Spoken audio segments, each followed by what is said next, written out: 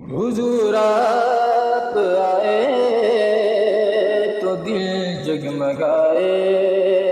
بسم اللہ الرحمن الرحیم، الحمدللہ وحدہ والصلاة والسلام علی من لا نبی بعدہ، اما بعد فاعوذ باللہ من الشیطان الرجیم، بسم اللہ الرحمن الرحیم۔ قال اللہ تعالی فی کلامہ المجید وما ارسلناک الا رحمتا للعالمین، صدق اللہ خالقنا العظیم وصدق رسولہ النبی الکریم الامین۔ الصلاة والسلام علیک یا رسول اللہ، الصلاة والسلام علیک یا حبیب اللہ، الصلاة والسلام علیک یا شفیع المذنبین وعلی آلک واصحابک یا رحمتا للعالمین۔ معزز و محترم سامعین و ناظرین، السلام علیکم ورحمۃ اللہ وبرکاتہ۔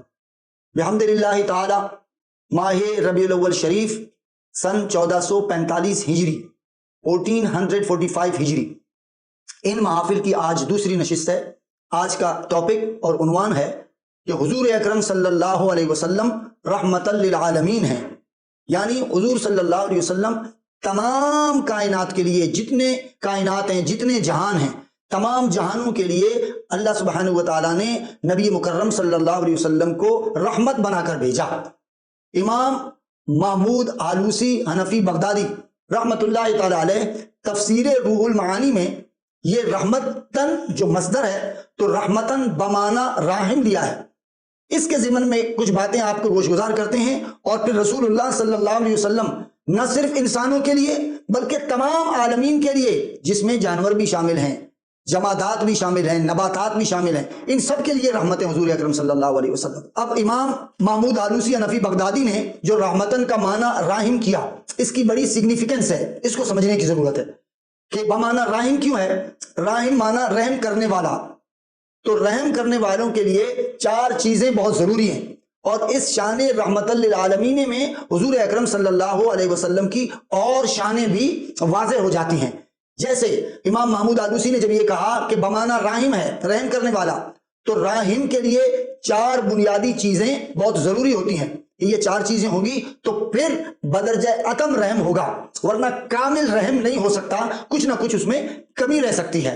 نمبر ایک کہ راحم رحم کرنے والا زندہ ہو، کیونکہ جو زندہ نہیں ہوگا وہ کیسے رحم کر سکتا ہے؟ وہ تو خود محتاج رحم ہوتا ہے، کیونکہ وہ خود اپنے لیے کچھ نہیں کر سکتا تو دوسرے کے لیے وہ کیا کرے گا؟ تو جب آپ نے حضور صلی اللہ علیہ وسلم کو رحمت للعالمین رحمتن بمعنی راحم مانا، تو آپ کو حضور صلی اللہ علیہ وسلم کو زندہ تسلیم کرنا پڑے گا۔ اس سے پتہ چلا کہ حضور صلی اللہ علیہ وسلم کی حیات بھی اسی شان راحم سے ثابت ہے۔ اسی لیے ہم نے کہا کہ حضور علیہ الصلوۃ والسلام کی اور شانیں بھی آپ کو اس سے واضح ہو کر مل جائیں گی کہ راحم زندہ ہوتا ہے تو حضور علیہ الصلوۃ والسلام بھی زندہ ہیں۔ اچھا، دوسری چیز، راحم کے لیے یہ ضروری ہے کہ وہ مرحوم یعنی جو رحم کا طلبگار ہے اس کے حال سے واقف ہو۔ جب تک اس کے حال سے واقف نہیں ہوگا تو راحم رحم نہیں کر سکتا۔ جیسے کوئی آ کر کہے کہ بھی مجھ پہ رحم کرو، مجھ پہ رحم کرو، بھائی کس قسم کا رحم تمہیں درکار ہے؟ تمہیں مالی مدد درکار ہے، جسمانی مدد درکار ہے، علمی مدد درکار ہے، کس قسم کی مدد درکار ہے؟ تو جب تک راحم رحم طلب کرنے والے کے حال سے واقف نہیں ہوگا اس وقت تک وہ رحم نہیں کر سکتا۔ تو اب آپ کو یہ بھی ماننا پڑے گا کہ نہ صرف رسول اللہ صلی اللہ علیہ وسلم زندہ ہیں، بلکہ وہ جو ان کے رحمت کے سائے میں ہیں ان سب کے حال سے رسول اللہ صلی اللہ علیہ وسلم واقف ہیں۔ اب حضور صلی اللہ علیہ وسلم رحمت للعالمین ہیں، تمام جہانوں کے لیے رحمت ہیں، تو اس کا مطلب ہے حضور صلی اللہ علیہ وسلم تمام جہانوں کے ہر مخلوق کے حال سے واقف ہیں۔ تیسری چیز یہ ہے کہ رحم کرنے کا مکمل اختیار ہو۔ ایسا نہیں ہو سکتا کہ کچھ اختیار ہو اور کچھ نہ ہو، تو پھر بھی کامل رحم نہیں ہو سکتا۔ اس کی مثال اس طرح ہے کہ اگر کوئی غلط الزام میں پکڑ کر اسے قتل کے غلط الزام میں، جبکہ اس نے قتل نہ کیا ہو، وہ قاتل نہ ہو، اور وہ عدالت میں پیش کر دیا جائے، اور اگر راحم زندہ بھی ہے اور اس کے حال سے واقف ہے کہ جی اس نے قتل نہیں کیا، اور وہ رحم طلب کرے، بھائی فلاں آپ تو مجھے اچھی طرح جانتے ہیں کہ میں نے تو قتل نہیں کیا، اور جس وقت یہ قتل ہو رہا تھا میں آپ کے ساتھ تھا، تو وہ کہے گا کہ یہ بات تو درست ہے، لیکن چونکہ تمہیں عدالت میں پیش کیا گیا ہے تو اب میرے پاس کوئی اختیار نہیں کہ میں تمہیں بچا سکوں، اب سارا اختیار جو ہے وہ جج کے پاس ہے، تو جج جو ہے وہی تمہیں بچا سکتا ہے یا تم پر رحم کر سکتا ہے۔ تو اب آپ نے دیکھا کہ جب تک اختیار، قدرت، پاور نہ ہو تو اس وقت بھی رحم نہیں ہو سکتا۔ چوتھی چیز یہ ہے کہ کبھی کبھی راحم کا مرحوم یعنی رحم طلب کرنے والے کے قریب ہونا ضروری ہے۔ اس کی مثال ایسے ہے کہ جیسے کوئی شیر کسی پر حملہ کرنے والا ہو اور شیر اس کے قریب ہو، اور جو شکاری ہے اس کے ہاتھ میں بندوق بھی ہو، لیکن جتنی دیر میں وہ رائفل کو لوڈ کرے گا، شیر کا نشانہ لگائے گا، شیر تو اس کو چیر پاڑ کے کھا جائے گا کیونکہ شیر اس کے قریب ہے۔ تو اس کا مطلب یہ ہے کہ راحم رحم کرنے والا نہ صرف زندہ ہو اور نہ صرف اس کے حال سے واقف ہو، نہ صرف اختیار قدرت رکھتا ہو بلکہ اس کے قریب بھی ہو۔ تو اب آپ کو رسول اللہ صلی اللہ علیہ وسلم کو قریب بھی ماننا پڑے گا، یعنی اس رحمت للعالمین کی شان میں حضور صلی اللہ علیہ وسلم کی 4 شانیں اور بھی واضح ہو کر سامنے آ گئی۔ وہ 4 شانیں یہ ہیں کہ حضور صلی اللہ علیہ وسلم زندہ ہیں، حیات ہیں۔ اعلیٰ حضرت نے کہا تو زندہ ہے واللہ، تو زندہ ہے واللہ، میری چشم عالم سے چھپ جانے والے۔ تو حضور علیہ الصلوۃ والسلام حیات ہیں، حضور علیہ الصلوۃ والسلام سب کے احوال کا علم رکھتے ہیں، یعنی آپ کو اللہ سبحانہ وتعالیٰ نے علم ما کانا وما یکون عطا فرمایا ہے۔ تیسری چیز کہ حضور علیہ الصلوۃ والسلام کو اللہ تبارک و تعالیٰ نے یہ اختیار دیا ہوا ہے کہ وہ جس پر چاہیں جس طرح چاہیں رحم کریں۔ اور چوتھی چیز کہ رسول اللہ صلی اللہ علیہ وسلم ہر مومن کے قریب بھی ہیں، اور حضور علیہ الصلوۃ والسلام کی اس قربت کے بارے میں تو قرآن نے کہا النبی اولا بالمؤمنین من انفسہم، کہ یہ وہ نبی ہے جو مومنوں کی جان سے زیادہ قریب ہے۔ اب جان تو انسان کے جسم کے اندر ہے، وہ اتنا قریب ہے کہ جسم میں سوئی چبوئی جائے تو تکلیف جان کو ہوتی ہے، نفس کو ہوتی ہے۔ اب آپ بات سمجھے؟ تو یہ 4 چیزیں بھی اس شان رحمت للعالمین سے واضح ہو گئیں۔ پھر رسول اللہ صلی اللہ علیہ وسلم کی شان رحمت سے اپنے تو کیا پرائے بھی اچھی طرح واقف تھے۔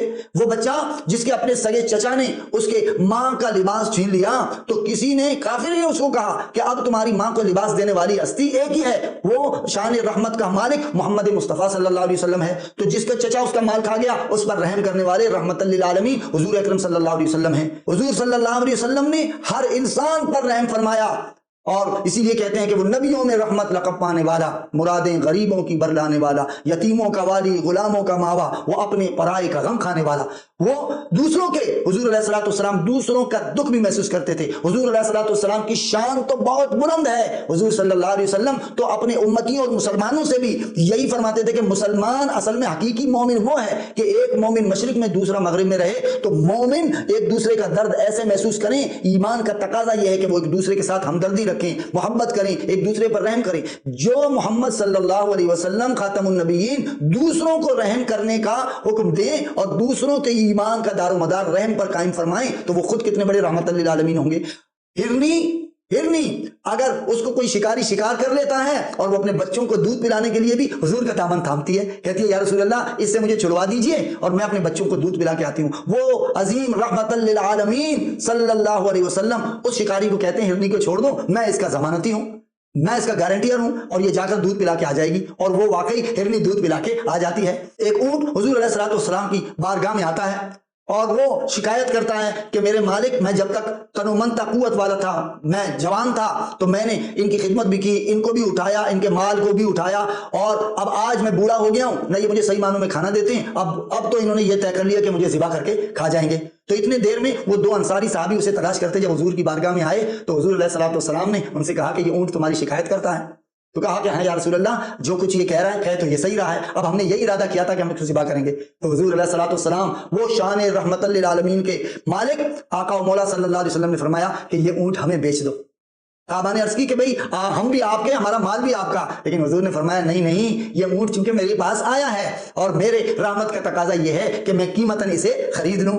تو اب حضور علیہ الصلوۃ والسلام کی شان رحمت للعالمین تو یہ ہے کہ نہ صرف انسانوں پر بلکہ جانوروں پر، نباتات و جمادات پر بھی حضور اکرم صلی اللہ علیہ وسلم کی رحمت قائم ہے، اور یہ حضور علیہ الصلوۃ والسلام کی رحمت ہی کی برکت ہے کہ ہم اتنے گناہ خطا کرنے کے باوجود اللہ سبحانہ و تعالیٰ کے ایک بہت بڑے عذاب سے بچے ہوئے ہیں۔ چھوٹی موٹی آزمائشیں آتی ہیں، اس لیے اپنے پیارے رسول صلی اللہ علیہ وسلم سے، ربیع الاول شریف کی برکت سے، آپ کے ولادت باسعادت کے مہینے کی برکت سے حضور علیہ الصلوۃ والسلام سے محبت کریں کہ وہ رحمت للعالمین ہیں، تو ہم بھی ان کے دامن رحمت کے علاوہ ہمیں اور کہاں جگہ ملے گی؟ قیامت کے دن اللہ کی رحمت کا سایہ ہوگا اور حضور کی شفاعت کا دامن ہوگا۔ اللہ سبحانہ و تعالی ہمیں رسول اکرم صلی اللہ علیہ وسلم کے دامن رحمت میں اور دامن شفاعت میں جگہ عنایت فرمائے۔ وآخر دعوانا ان الحمد للہ رب العالمین۔